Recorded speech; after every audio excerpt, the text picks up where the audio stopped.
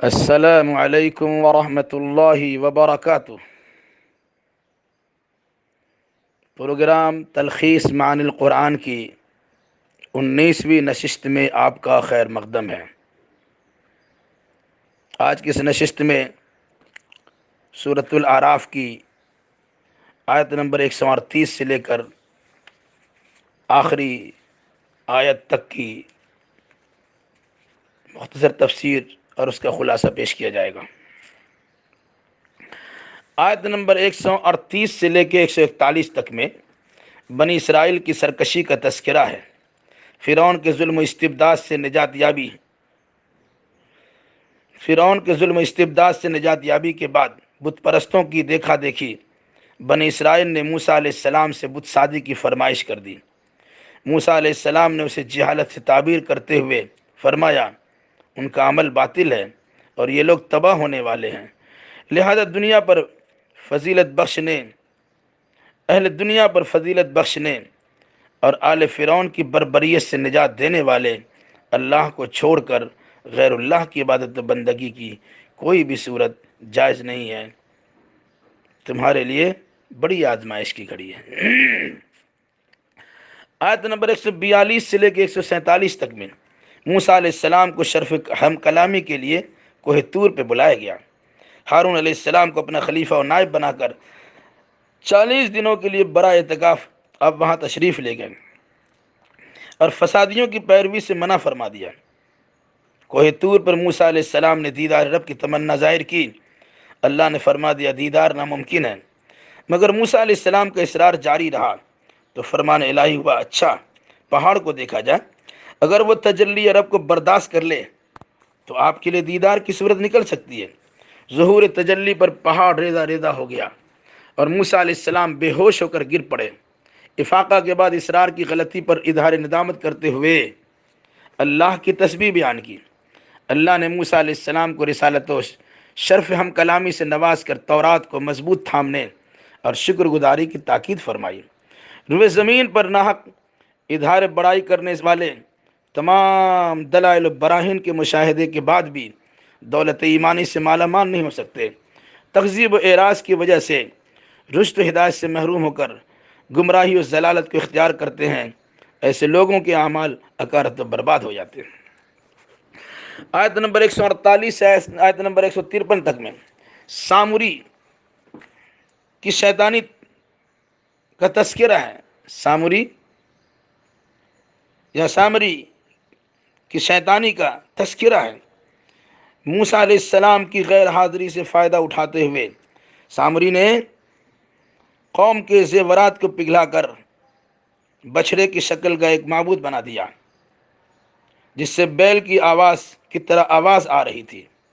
پھر بنی اسرائیل نے اپنی غلطی کا احساس کیا اور اللہ سے رحمت و مغفرت کی بھیک مانگنے لگے۔ جب موسیٰ علیہ السلام غم و غصہ سے بھرپور قوم کی جانب واپس ہوئے تو نسخہ تورات کو ایک طرف ڈالتے ہوئے ہارون علیہ السلام کو ڈانٹ ڈپٹ کرنا شروع کیا اور جانشینی کی فروگداشت پر گرفت کی۔ ہارون علیہ السلام نے صفائی پیش کی تو موسیٰ علیہ السلام نے اپنی اور ہارون کی مغفرت کی دعا مانگی اور داخل رحمت کرنے کی درخواست فرمائی۔ اللہ نے جواباً فرمایا کہ بچھڑے کے پجاری کو غضب الہی کا سامنا کرنا پڑے گا اور دنیاوی زندگی میں ذلت و خواری کا مزہ چکھنا ہی ہوگا، البتہ سچی توبہ اور تجدید ایمان سے مغفرت و رحمت کے سائے میں جگہ مل سکتی ہے۔ آیت نمبر 154 سے لے کے آیت نمبر 157 تک میں موسیٰ علیہ السلام نے غصہ فرا ہونے پر ہدایت و رحمت سے لبریز تورات کی تختی اٹھائی اور قوم کے 70 منتخب افراد کو بشرا کے پوجنے کے جرم سے معافی مانگنے کے لیے کوہ طور پر لے گئے، جہاں زلزلہ نے انہیں دبوچ لیا اور سب کے سب ہلاک ہو گئے۔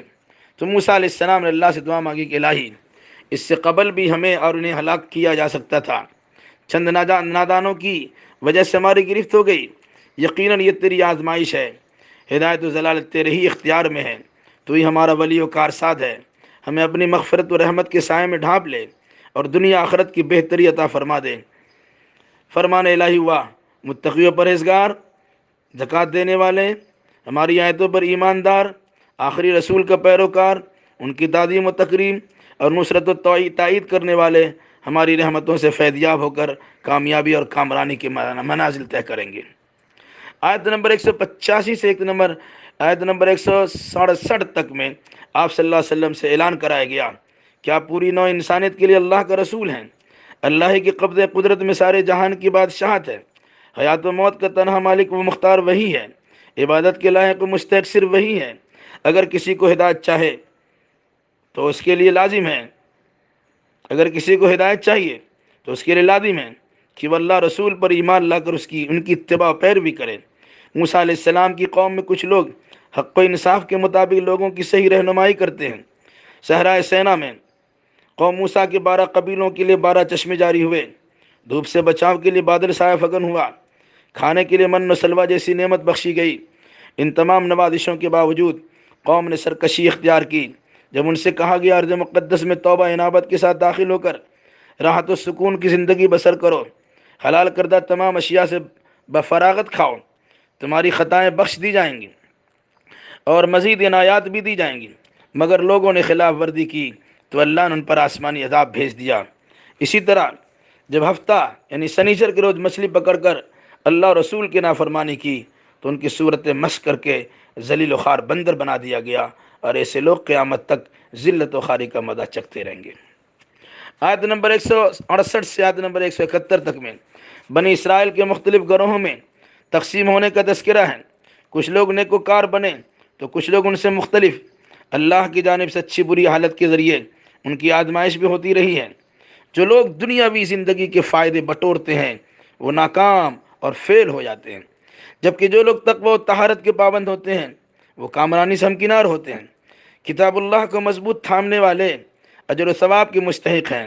بنی اسرائیل کو محسوس نشانیوں کے ذریعے خوف زدہ کر کے تورات کو مضبوط تھامنے اور ان کے نصیحتوں کو یاد رکھنے کا حکم دیا گیا۔ آیت نمبر 172 سے آیت نمبر 178 تک میں قیامت تک پیدا ہونے والی نسل انسانی سے عالم ارواح میں اللہ نے اپنی ربوبیت کا عہد لیا تھا۔ تمام انسانوں نے بیک زبان ربوبیت الہی کی شہادت دی تھی۔ اس اجتماعی عہد و پیمان کا مقصد اتمام حجت کرنا تھا تاکہ کوئی شخص بروز قیامت وحدانیت سے ناواقفیت کا ہیلا بہانہ نہ بنا سکے یا بعد میں آنے والے شرک کو باپ دادا کی روش قرار نہ دے سکے، بلکہ بنی نوع انسان کا یہ ہر ایک فرد توحید کے معاملہ میں خود ذمہ دار بنے۔ اللہ کی آیتوں کا جھٹلانا اپنی تباہی کا سامان کرنا ہے۔ خواہش نفس سے مبتلا ہو کر انسان دنیا کا کتا بن جاتا ہے، جس کا حرص دنیا کبھی ختم نہیں ہوتا۔ ہمہ وقت اس کی زبان لٹکتی رہتی ہے اور وہ ہانپتا رہتا ہے۔ یہ ایک بہت بری مثال ہے۔ ہدایت و ضلالت توفیق الہی پر موقوف ہے۔ ہدایت یافتہ کامران ہوتا اور گمراہ انسان صاحب خسران ہوتا ہے۔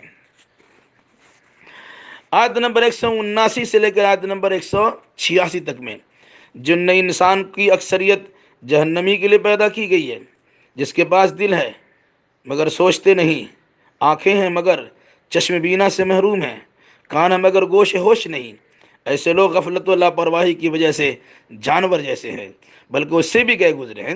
اللہ کے اچھے بہت سارے نام ہیں، انہی ناموں سے اسے پکارا جائے۔ اللہ کے اسماء و صفات سے متعلق فلسفیانہ بحثوں میں پڑھنے کی ضرورت نہیں ہے۔ ہر دور میں عدل و انصاف کے ساتھ لوگوں کی رہنمائی کرنے والے افراد رہے ہیں۔ اللہ کی آیتوں کی تکذیب کرنے والوں کو بسا اوقات فوراً سزا نہیں ملتی، رسی ڈھیل دی جاتی ہے، پھر ایسی جگہ سے ان کی گرفت کی جاتی ہے جہاں اس کا وہم و گمان نہیں جاتا۔ رسول جنون و دیوانگی سے پاک ہوتے ہیں۔ جو لوگ قرآن پر ایمان نہیں لاتے آخر وہ کس بات پر ایمان لائیں گے؟ جسے اللہ ہی گمراہ کر دے اسے کوئی ہدایت نہیں دے سکتا۔ آیت نمبر 187 سے آیت نمبر 206 تک میں قیامت کا صحیح علم صرف اللہ تبارک و تعالیٰ ہی کے پاس ہے، وہ اسے اچانک ظاہر کر دے گا۔ نبی بھی مشیت الہی کے بغیر اپنے حق میں بھی نفع نقصان کو کچھ بھی اختیار نہیں رکھتے ہیں۔ اگر ان کے پاس غیب کا علم ہوتا تو بے شمار بھلائیوں کو جمع کر لیتے اور کبھی کسی قسم کی تکلیف کا سامنا کرنا نہیں پڑتا۔ نبی کا کام محض تنبیہ و بشارت ہے۔ نسل انسانی کی تخلیق صرف ایک جان یعنی آدم علیہ السلام سے ہوئی ہے۔